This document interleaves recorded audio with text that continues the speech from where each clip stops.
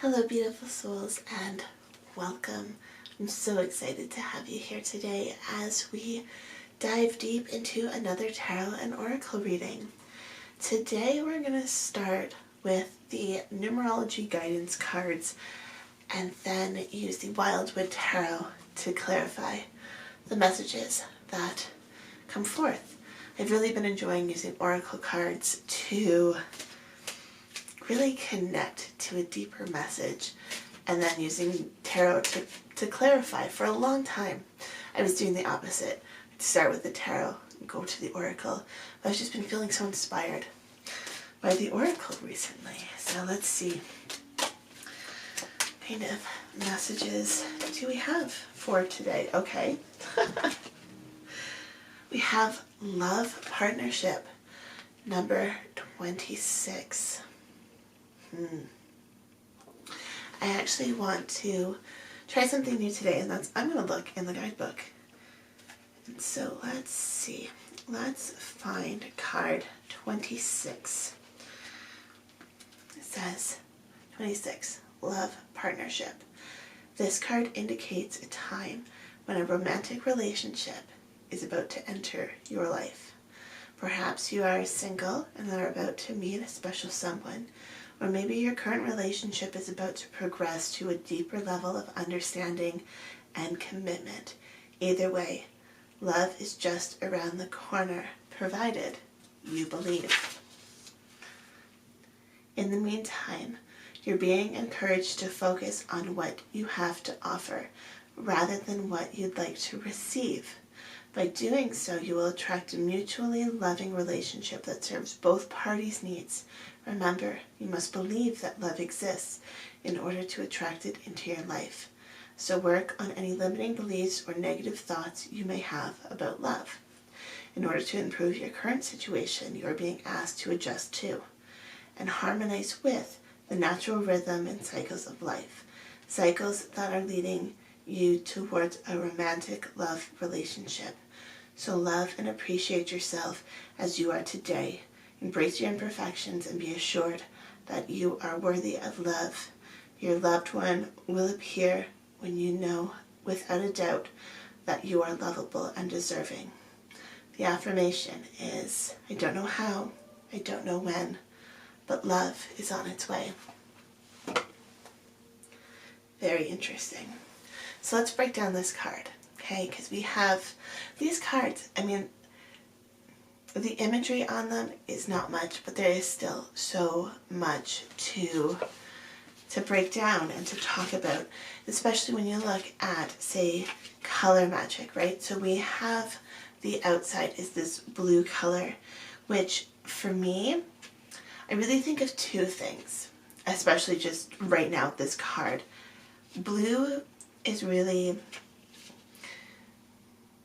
it's almost a sad color, but a very calm color as well. Blue, I don't know why I associate blue with sadness, but I do. I guess feeling blue, right? Where does that saying come from? I don't know. So, you know, feeling blue, feeling sadness. So it's almost like for some of you, I'm wondering if your current relationship or your current relationship status, be it if you're single or if you're in a committed relationship, it's almost like there's some kind of sadness that's lingering, whether this is not fulfilling enough, not going exactly where you want it to be, not progressing fast enough. There's some kind of sadness, which I feel is really holding you back, which is blocking you. And then we also have this, I guess it's orange, more so than red, which it's kind of an orangey red, but it's a very fiery kind of color, which it makes me think of passion, but because it's not such a true red and it's more of an orangey red, it's making me think more of lust and desire and like a literal fire, a flame. So this could be even that you're sad, or you could even be in mourning over some kind of partnership, and it's just, it's really blocking you. So this could even be like a past relationship, which, like the guidebook was talking about, you need to believe that love is possible. So if you've been in a really hard relationship in the past, if you've been hurt by someone you loved in the past, it's almost like this card is telling us to start the healing process, to start to believe that we are deserving of love and that we are capable of love. And now you don't have to be full out, like, you know, really like all the way in to receive love, right? There are so many people who are not the most emotionally evolved and always care for themselves first. Like, there's so many people who aren't like that, that find love, right? And so, but you hear so many love gurus like, oh, you gotta love yourself before you find love. Sometimes that just makes it harder to accept when love's knocking on your door.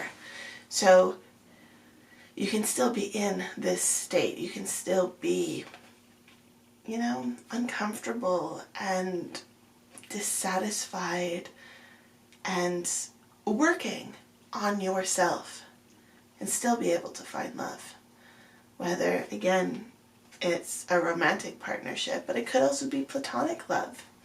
Sometimes we think we need romantic love and instead, and instead we find our best friend, right? And that's not to say that a romantic partnership cannot also be your best friend, but sometimes a person enters your life as a friend and not necessarily as a romantic partner. Or perhaps you've already got this best friend in your life that could evolve into a romantic partnership. Who knows?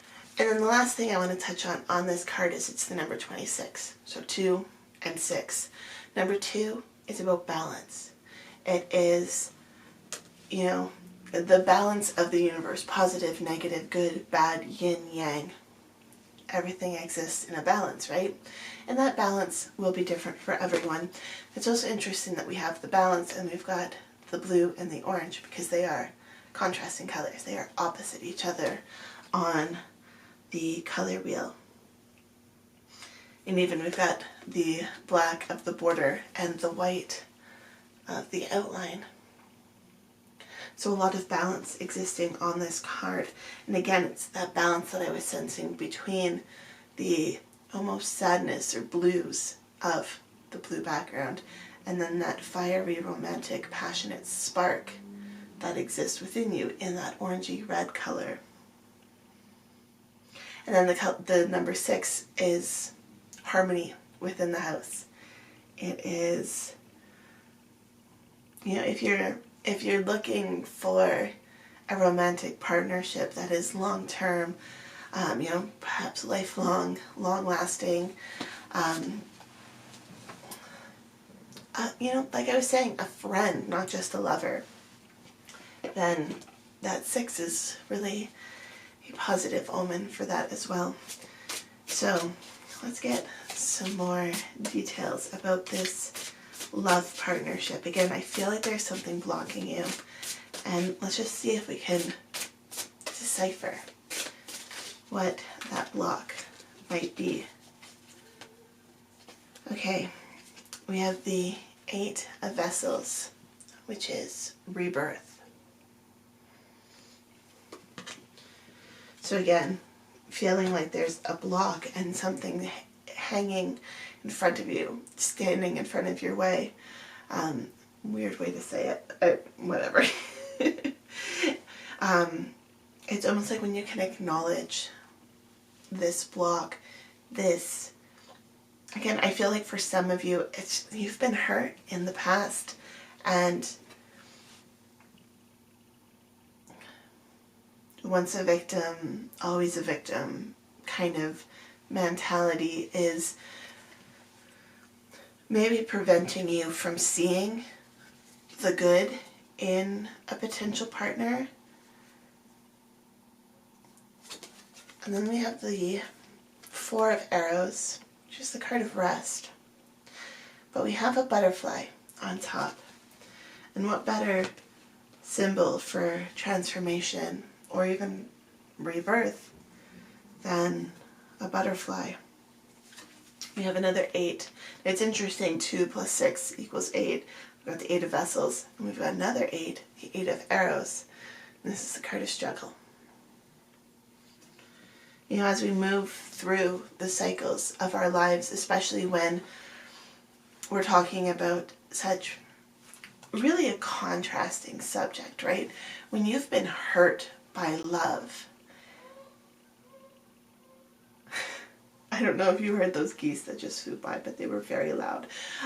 When you've been hurt by love, it can be even more painful because there was so much passion, there was so much love towards that person, and sometimes it feels like you're almost like, you know, it's like you weren't expecting it, you didn't see it coming, and all of a sudden it's just like, this hurts so much, right? And when you feel something so strong, the opposite emotion is felt just as strong. You know, it's everything has an equal and opposite reaction, right? If you push the swing really hard that way, it's going to come back with just with the same amount of force, right? So when you love on such a big scale, sometimes you're hurt on such a big scale as well. And that can really be hard to overcome and to move forward from. And it can be really hard to want to try again when you've been hurt. But it doesn't mean that you can't swing forward for love, right? It doesn't... Oh, I read something today. What was it? It was something like you don't even do something because you're afraid of the negative reaction to your happiness. But if you never try, if you never even attempt to experience love, then sure, you might never know sadness, but is that a trade-off that you're willing to take? You know, I got a lot of cards, so I'm just looking. We have the World Tree. Again, cycles, rebirth. If you look right now, we're in the spring. So it's the ultimate time of rebirth. You're seeing trees that look like they are dead. But soon, perhaps already, depending on where you live, well, I guess if you're in the northern hemisphere, right? The buds are starting to appear on the trees, and you're starting to see signs of life. If you're in the southern hemisphere and you're going into autumn, you're actually starting to see the opposite end of the cycle. But we know that no matter what cycle the tree is in, if the tree has shed its leaves and it's gone dormant for the winter, we know that that tree is not dead. We know that it's just a part of its cycle. So as we move forward, we can see the opportunities ahead of us. We can see the possibilities of what that tree could provide. Let's say it is a cherry tree, right? We know that even in the depths of winter, we can look forward to the amazing blossoms of the cherry tree in the spring, and then the delicious fruit in the summer, right? We know we can look forward to these. We trust. And it's almost like that ingrained, that innate knowledge within us. It's that sense that you just trust that that knowledge is true, and then you trust that that cycle is going to repeat itself. And it's like you have to trust that you are worthy and capable of finding love, finding this partnership. Again, more cycles. The wheel. I was going to say the wheel of the year, but the card's just called the wheel. So again, transformations.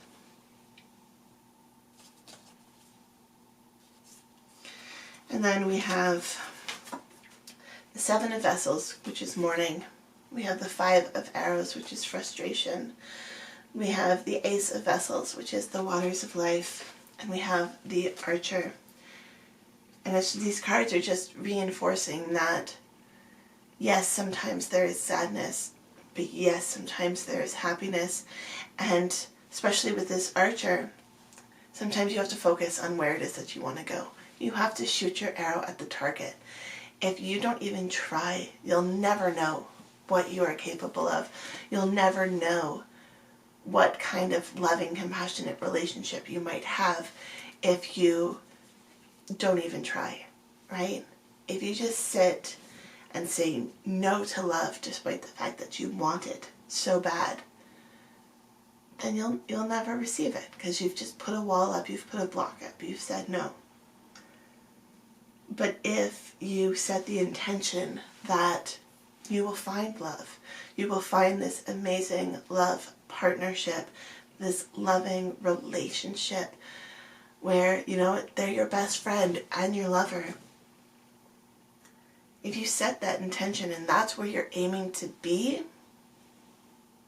you have the possibility of finding that, right? Open the door, set your goals high, set the intention for what your perfect partner is, and allow that person to come into your life. Aim in the direction that you want that arrow to go. Cupid's bow, the Archer, I don't know why I didn't think of that earlier, right? Shoot your arrow at its target, of course, metaphorically. But yes, you are capable of receiving love. You are worthy of a love partnership that is going to rock your world.